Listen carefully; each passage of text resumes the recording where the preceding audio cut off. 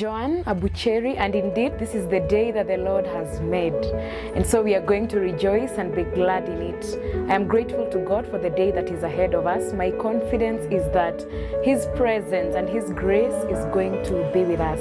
And to you, Victor, I am happy and looking forward to being your wife. So even as we cross over, as we transit, let the grace of God guide us through, and I know that He who began the good work in us is going to bring it to completion. Thank you.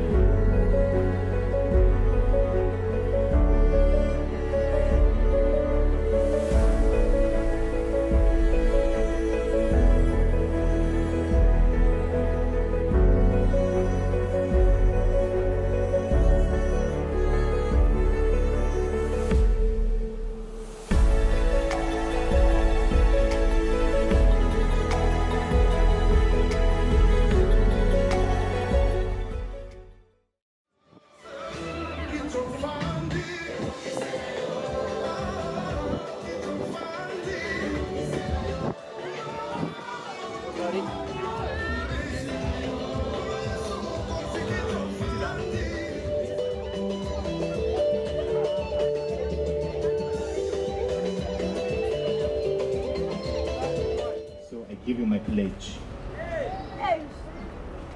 to love, to honor, and cherish you as my dear wife all the days of my life.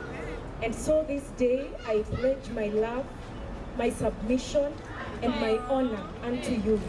You have been my best friend, you have been my companion, and the person I would want to spend the rest of my life with.